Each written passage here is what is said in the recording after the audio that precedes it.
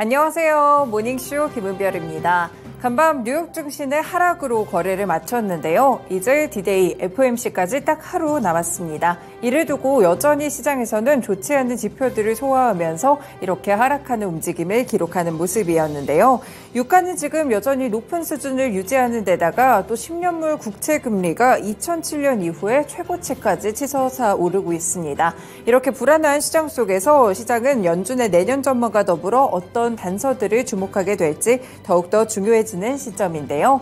오늘 모닝쇼 통해서 여러 가지 전략들 전해드릴 텐데요. FOMC를 하루 앞둔 시점에서 어떻게 투자 전략 짜봐야 될지 힌트 얻어가시길 바라겠습니다. 네, 오늘도 모닝쇼 뉴스부터 출발합니다. 네, 첫 번째 소식은요. 미국의 부채를 좀 살펴보셔야겠습니다. 이 예산안을 둘러싼 정치권의 대립으로 인해서 연방정부의 셧다운 우려감이 다시 한번 고조되고 있는데요. 미국의 국가 부채 규모가 처음으로 33조 달러를 돌파했습니다. 33조 달러, 우리나라 돈으로 했을 때는 4경 3,761조 원에 달하는 어마어마한 돈이라고 보실 수 있겠는데요. 이 미국의 재무부는 대차대조 현황이 담긴 1일 보고서에서 미국의 국가 부채가 역사상 처음으로 33조 달러를 넘어섰다고 발표했습니다. 일단 내년도 예산안 처리가 지연되면서 연방정부 셧다운에 대한 우려감이 커지는 상황 속에서 이 같은 부채에 대한 규모가 좀 밝혀졌다고 살펴보실 수 있겠고요. 예산안의 처리 시한은 오는 30일이 되겠습니다. 만약에 미국 의회가 12개의 세출 법안을 통해서 내년도 예산안을 통과시키거나 연방기금의 단기 연장에 동의하지 않는 한 미국은 2019년 이후 또 처음으로 연방정부 폐쇄에 직면하게 됐는데요. 이 국가부채를 둘러싼 논쟁은 올해 상반기로 돌아가 봅니다. 이 연방정부의 부채 한도 상향을 둘러싼 여야 갈등 때문에 더욱더 격화되는 모습이기도 했었는데요. 이와 관련해서 미국 의회는 부채 한도를 2년 동안 상향하되 국방이나 안보 분야에 제외한 지출을 삭감한다는 내용의 합의안을 지난 6월에 통과시키기도 했습니다. 이 당시에 이 국가 정부에 대한 셧다운 우려감이 상당히 커지다가 해결된 바가 있었는데요.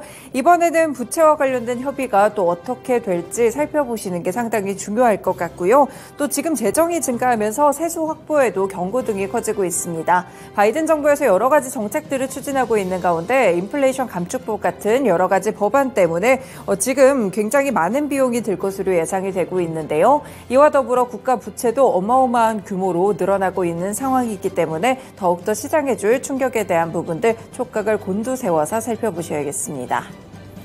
네, 두 번째는 유럽에 대한 지표 살펴봅니다. 유로존 20개국의 체감 경기를 보여주는 8월의 소비자 물가지수가 전년 동월 대비 5.2% 증가하는 흐름이 나왔는데요.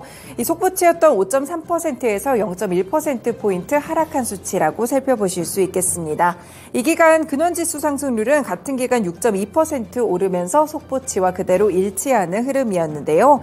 이후에 통계청은 이번 물가지수 상승에서 서비스 가격의 영향이 가장 컸다고 봤습니다. 반면에 에너지 가격은 떨어지면서 지수를 조금 끌어내리는 모습이었는데요. 사실 유럽 중앙은행에서 지금 목표로 하고 있는 물가의 목표치는 2%입니다. 이때 이보다는 훨씬 더 높은 수치가 현재 이렇게 확인이 되기는 했었지만 그렇지만 이 완만한 인플레 기조는 여전히 뚜렷하다라는 것이 시각인데요.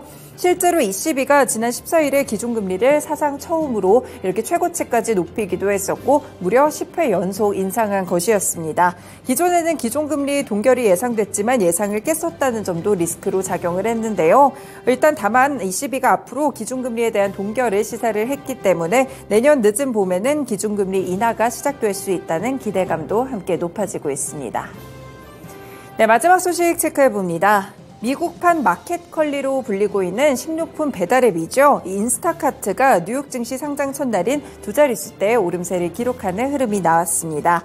인스타카트 주가는 공모가가 $30였고요. 이 대비 12% 정도 상승하면서 주당 33.7달러의 거래를 마쳤습니다. 장중에는 무려 40%까지 치솟기도 했었지만 가면 갈수록 탄력을 조금 줄이는 그런 모습들로 함께 관측이 되기도 했었는데요.